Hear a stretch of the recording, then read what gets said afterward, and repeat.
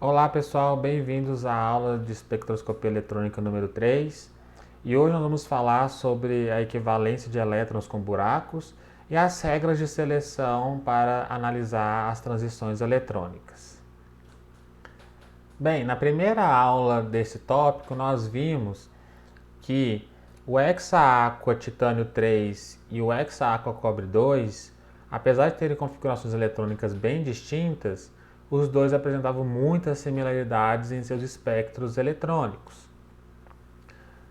E aqui vamos apresentar outras muitas similaridades, como por exemplo, esse aqui é o estado fundamental desse complexo titânio. O estado fundamental vai acontecer quando o seu elétron tiver no ml mais 2, ou menos 2, né? E com o spin para cima ou para baixo, que vai gerar o dupleto D. A mesma coisa vai acontecer quando nós quisermos achar o estado fundamental para esse complexo de cobre. O L vai ser igual a 2 e o S vai ser igual a meio, que também vai gerar o dupleto D. Os outros estados eletrônicos vão seguir os mesmos parâmetros para os dois complexos. Serão o dupleto P e o dupleto S. De forma similar, nós vamos ter o seguinte: o S0 e o S2 terão os mesmos estados eletrônicos, P0 com P6, P1 com P5, P2 com P4. Dos orbitais P, apenas o P3 não tem nada equivalente a ele. D0 com D10, D1 com D9, D3 com D7, D2 com D8, D4 com D6, só o D5 sozinho. E a mesma coisa aqui com os Fs, apenas o F7 que vai ter ele sozinho, essa equivalência. Isso acontece porque existe um fenômeno que chama de equivalência de elétrons com buracos. Então, na espectroscopia eletrônica, um elétron ele tende a se comportar igual à falta de um elétron. Então percebam aqui, nessa primeira situação nós temos um elétron, né, que gera o termo dupleto D. Tudo preenchido e a falta de um elétron na posição igual à posição inicial gera a mesma coisa. Então nós temos aqui íon de configuração D1 e íon de configuração D9, que é um elétron depois, um elétron preenchido e um elétron faltando para preencher o orbital D. Os dois vão ter configurações eletrônicas, espectros e todas as principais características eletrônicas muito similares. O que muda mesmo vai ser geralmente a posição da banda e alguma outra, o valor de 10dQ e alguma outra característica. As transições, como eu disse, elas vão acontecer de maneira similar. Então, quando acontece a transição eletrônica no complexo titânio, vai acontecer desta forma: um elétron vai ser excitado, e aí nós temos o espectro com uma única banda, porque esse elétron ele sai do orbital D2G e vai para o orbital EG. No complexo de cobre, nós temos aqui esse buraco, né? Então, esse buraco ele vem para o T2G, né? E aí ele troca de lugar com esse elétron, né? Nós podemos imaginar dessa forma o processo de excitação. E nós temos, nesse caso, também a formação de apenas uma banda, porque esse buraco só pode sair do EG e parar no T2G, não tem nenhum outro orbital para ele poder chegar, tá? Então, ambos apresentam uma banda de absorção, ok? Então, a característica, vamos supor, um complexo de configuração D2, por exemplo, apresenta duas bandas. Então, o íon de configuração D8, que é o que faltam dois elétrons para completar, vão ter também duas bandas e assim por diante. Isso vai ser útil para a gente quando a gente for analisar os diagramas de Orgel e Tanabe-Sugano, que aí existem muitas similaridades que vai poupar muito do nosso tempo na hora de fazer essas análises. Para a gente começar a analisar as regras de seleção, nós temos que analisar o seguinte: os termos espectroscópicos eles foram definidos para o íon livre, né? Mas quando nós temos a formação dos complexos, o íon se ligou a outros elementos e saiu do campo esférico e foi para um campo de uma outra geometria. E nós temos que analisar o que acontece com esses termos quando eles estão nessas outras geometrias. E como nós fizemos a comparação da associação do L maiúsculo com os orbitais, a mesma coisa vai acontecer com a análise que nós fizemos com os orbitais para a quebra da simetria deles em cada um dos diferentes grupos de ponto, vai acontecer aqui para cada termo, tá bom? Se você não se lembra, eu vou deixar aqui o link para poder te mostrar como é que a gente faz a análise dos orbitais em cada um dos diferentes grupos, tá bom? Que para você assistir antes de continuar essa videoaula. Então, o termo S, se a gente for analisar, o orbital S é sempre o de mais alta simetria do grupo. Então, no caso de uma molécula no grupo OH, esse termo S ele vai ser associado com o termo A1G. O termo P, assim como os orbitais P, eles estão associados com o termo T1U, ok? Só que, quando nós estamos falando de termos espectroscópicos, se nós estivermos falando sobre grupos centros simétricos, ou seja, grupos que têm o centro de inversão como elemento de simetria, nós temos que manter a paridade. O que é isso? Mesmo que você tenha aqui um termo associado, um elemento aqui associado com a letrinha U, alguma coisa que não está simétrica com a inversão, você tem que fazê-la se ficar simétrica com a inversão.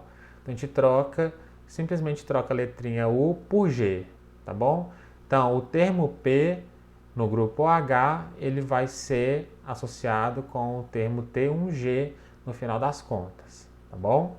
Então originalmente seria o T1U, mas devido à necessidade de ser um termo com paridade, nós vamos acabar ficando com o termo T1G.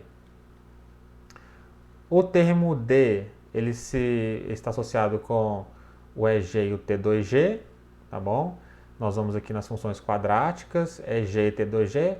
Tomem cuidado que essa função quadrática x2 mais y2 mais z2, ela não está associada com nenhum orbital D, tá bom? É uma função quadrática que para os matemáticos vai funcionar bem para suas análises, mas para nós químicos essa função quadrática não traz nenhuma função, tá bom? Para o termo F, nós vamos analisar aqueles termos das funções cúbicas, se a sua tabela tiver, né? Algumas tabelas trazem, que estão associadas com os orbitais F, que seria o A2U, o T1U e o T2U. Nem todas essas funções estão associadas com os orbitais F, mas por sorte, pelo menos uma delas aqui está associada, que faz com que esses termos da tabela de caracteres estejam associados com os orbitais F, então não precisamos nos preocupar. Só que todos eles aqui estão com a letrinha U e nós devemos trocar para a letrinha G. Simplesmente isso, mantém tudo e troca pela letrinha G. Agora, se você estiver analisando um complexo do grupo TD, que é um complexo tetraédrico, aí você não tem muito que se preocupar, porque esse grupo não tem o centro de inversão. Então, é um grupo que não é centro simétrico. Não tem necessidade de você ficar trocando a paridade. Então, o termo S vai ser o de mais alta simetria, vai ser o A1. O termo P vai ser associado às funções lineares x, y e z, que é o T2. O termo D, as funções quadráticas associadas aos orbitais D, que são essas e essas, E e T2. E o termo F, por sorte, são as mesmas do grupo OH, A2, T1 e T2. Então aqui nós temos os grupos OH e TD para comparação. E eu trouxe os outros termos que não tem nas tabelas, que seriam os termos G, que no grupo H vão ser o grupo A1G, EG, T2G e T1G. E os termos H, EG, T1G, T1G e T2G.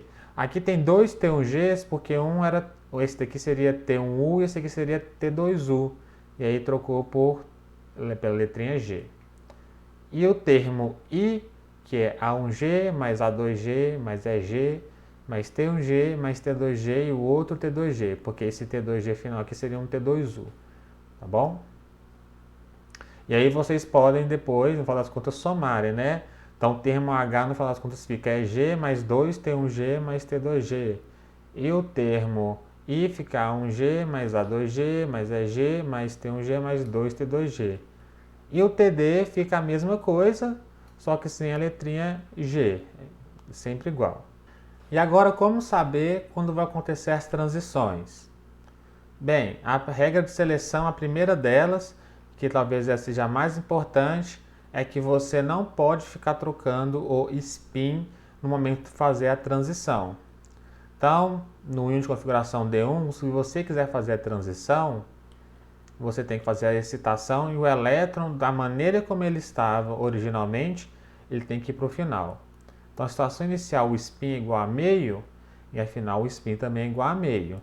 Então, a situação final, a variação de spin é igual a zero. Então, a regra de seleção foi mantida e sua transição vai acontecer sem dificuldades. A segunda transição, de configuração D9, o elétron que estava emparelhado no T2G, ele foi parar no EG, tá? Mas a situação final, a inicial aqui, nós tínhamos esse aqui está emparelhado, spin igual a zero, aqui emparelhou spin igual a zero, emparelhou spin igual a zero, aqui também. Temos um elétron desemparelhado, spin total igual a meio. No final das contas, temos 4 pares de elétrons que não entram na conta do spin, porque um cancela com o outro, e um elétron desemparelhado, spin igual a meio. Então, spin total é igual a zero. Então, também não violou a regra de seleção. Já para o íon de configuração D5 em campo fraco, nós temos 5 elétrons e todos eles estão ocupando orbitais diferentes. Se você quiser fazer uma excitação aqui, a única forma é se um elétron vier de um orbital para o outro, mas para isso ele tem que inverter o spin. Com isso, nós temos a situação inicial com 5 elétrons emparelhados, com spin igual a 5 meios, e no final o spin total é 3 meios, esses 3 elétrons emparelhados. E o spin total deu diferente de zero entre a situação inicial e a final. Então viola a regra de seleção. Com isso, essa transição fica bem difícil de acontecer, tá bom? E a regra de seleção de spin não tem como burlar. Então você vai ter dificuldades de acontecer essa transição, tá? Então, primeira regra de seleção, não mudar o spin. A segunda regra é chamada de regra de Laporte, que fala o seguinte: no momento de transição você tem que mudar a paridade. Então é permitido você sair de um orbital que tem a letrinha G e parar em um que tem a letrinha U.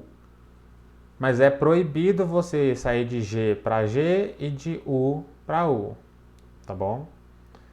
E se você estiver falando de átomos livres, essa regra se transforma que o ΔL tem que ser igual a mais ou menos 1. Ou seja, você pode sair de um S para um P, de um P para o D, D para o F, mas não pode sair de um S para o outro S, de P para P, de D para D, e também não pode pular um orbital, sair do S para o D, do P para o F e assim por diante.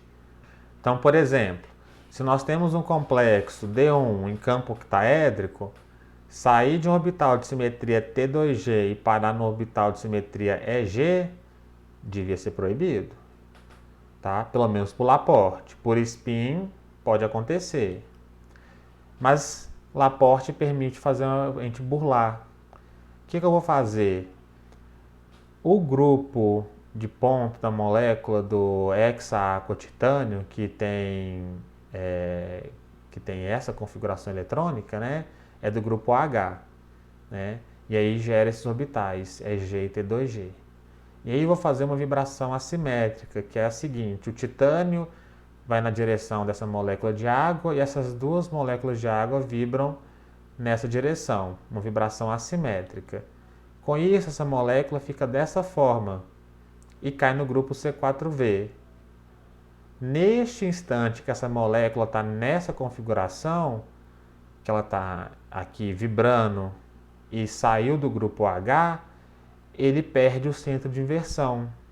Então, nesse momento, essas moléculas perdem essa inversão aqui, e aí, neste momento, elas podem absorver o fóton e fazer a transição. Só que tem um custo com isso. Você tem que fazer isso acontecer simultaneamente.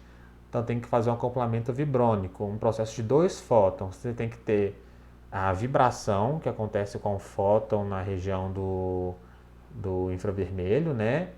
Que geralmente acontece mais com a temperatura mesmo. A vibração acontece pela temperatura, mas pode acontecer também por uma fonte que está emitindo fótons na radiação no comprimento de onda do infravermelho, mais a sua fonte na região do visível. E isso diminui a probabilidade da transição acontecer, tá bom? Então, burlou uma regra, a transição acontece com menor intensidade, mas ela acontece, tá bom? Então aqui eu trouxe outros exemplos. Então, assim mesmo complexo, né, naquela transição eletrônica, e cai no grupo C4V, que é não centro simétrico, e a transição acontece. Mas, se ela faz essa outra transição de vibração simétrica, que é o estiramento simétrico, ele sai de um grupo H e vai para outro grupo H. Então, nesse caso aqui é centro simétrico. Então, essa transição vibrônica aqui não vai burlar a regra de Laporte. Essa outra aqui é uma vibração que ela é simétrica, porque quem está em trans um ao outro está vibrando de modo simétrico.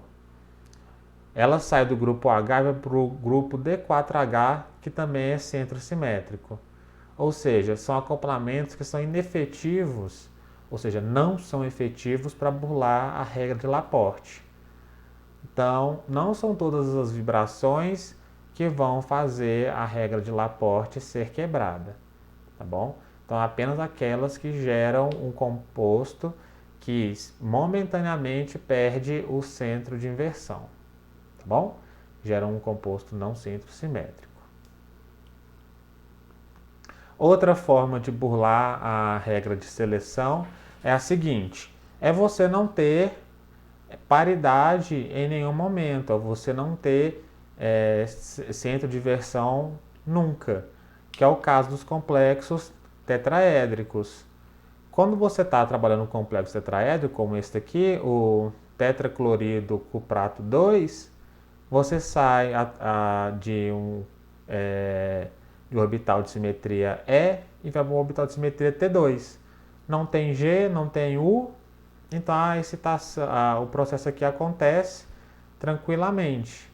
Tá bom? Então a gente burla parcialmente, mas ao tempo todo, a regra de Laporte por não ter paridade no grupo de ponto. Então não necessita de acoplamento vibrônico para acontecer. E por que eu digo que é parcialmente? Isso porque você não está fazendo transição eletrônica variando o ΔL aqui, tá? Você não tem G para U, nem G para G, né? Mas você está saindo de um orbital que saiu de um orbital D e indo para outro orbital que também é um orbital que veio de um orbital atômico D. Então, isso daí para Laporte não é legal. Então, você burla parcialmente. Uma transição eletrônica que respeita tanto Laporte quanto a regra de spin seriam os fenômenos de transferência de carga.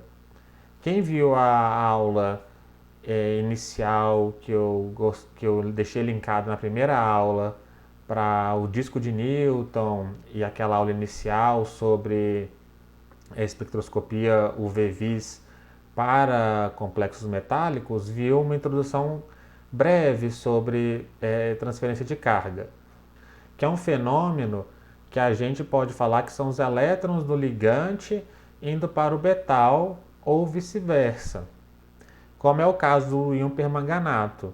O íon permanganato, se a gente for olhar os elétrons de valência, os orbitais de valência, não tem nenhum elétron, só o íon óxido. E a gente sabe que o manganês 7+, D0, não tem elétron para fazer transição eletrônica. Então, por que ele é roxo e de uma coloração tão intensa? Aqui está diluído, mas uma solução mais concentrada, 10⁻⁴, 10⁻3, é super escura. Isso acontece porque os elétrons do ligante que vem aqui para a molécula conseguem fazer transição para os orbitais do metal. E aí essas transições, elas são transições dos elétrons do ligante para os orbitais vazios do metal. E aí essa transferência de carga, ela não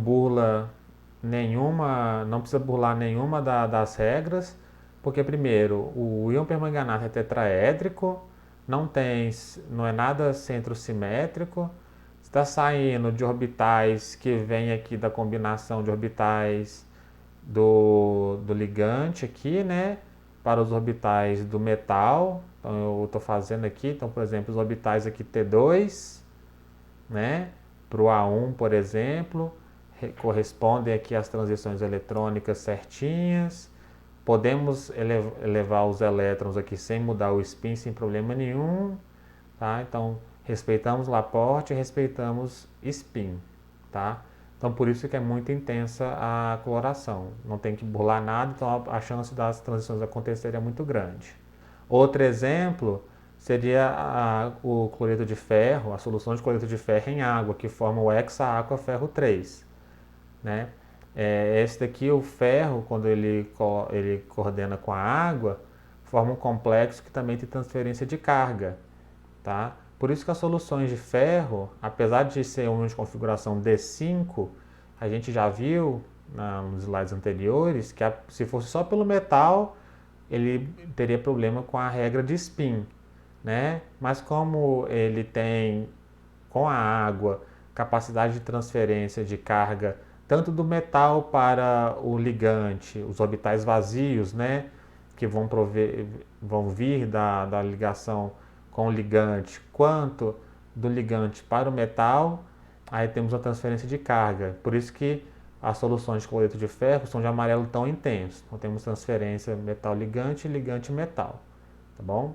Então são transferências de carga também.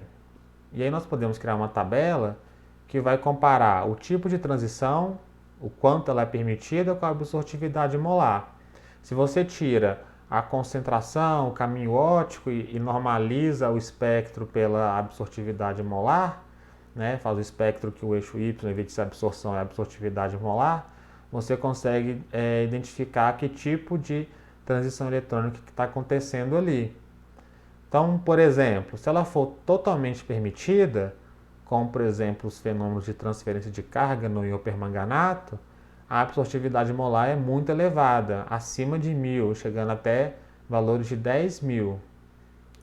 Já se ela for parcialmente proibida, e aí elas são proibidas por Laporte, e aí você burla essa proibição, mas ela tem que ser permitida por spin, elas podem variar nesse grau aqui, né?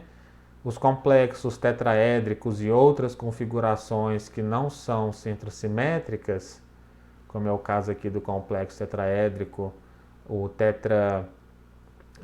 tetraclorido niquelato 2, que são transições DD de complexos não centrosimétricos, nós temos a absortividade molar variando de 10 até 1000.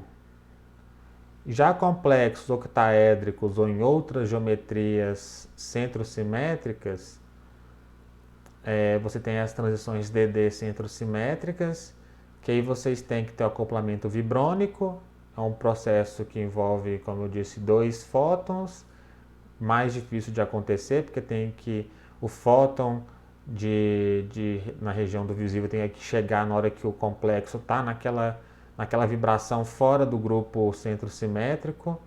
Então a absortividade molar ela é bem pequena, na faixa de 1 até 10. Então ela é pequenininha. E quando ela é proibida por Laporte e por Spin, a absortividade molar dela é muito pequenininha. Como, por exemplo, complexos D5 de campo fraco, em geometria octaédrica, como, por exemplo, o hexa-aqua manganês 2, que é a de configuração D5, em campo fraco. E aí, para efeito de comparação, como eu não consegui ter soluções de concentrações iguais, eu trouxe os sólidos desses complexos, né? Então vocês percebam que o complexo de manganês, que é aquele que tem a absortividade molar menor de todas, ele apresenta um sólido de coloração aqui bem clarinha, um rosa bem clarinho. Claro que a coloração dos complexos muda, porque o 10DQ deles é diferente, né? Mas a tonalidade, a intensidade da cor está associada com a absortividade molar. Então vejam aqui, a absortividade molar pequena, acaba que a tonalidade do rosa é bem fraco. Aqui nós temos um complexo de cobre, o hexa-aqua cobre 2, aqui seria o cloreto de hexa-aqua cobre 2, que gera esses cristais de uma tonalidade azul, claro, levemente esverdeado. Mas o complexo de níquel aqui, o tetraclorido niquelato 2 de amônio, já é de um azul muito mais intenso do que esse azul do cobre, por causa da absortividade molar, porque é um complexo tetraédrico. E o permanganato de potássio é um sólido de coloração super escuro, quase preto, aqui é um roxo de coloração quase preta, porque a absortividade molar é super alta, então ele absorve praticamente toda a luz que chega nele ali, tá bom? Então, se você quiser fazer para efeito de comparação, ou então decidir que tipo de transição está acontecendo, analise pela absortividade molar, tá bom? Então é isso, pessoal.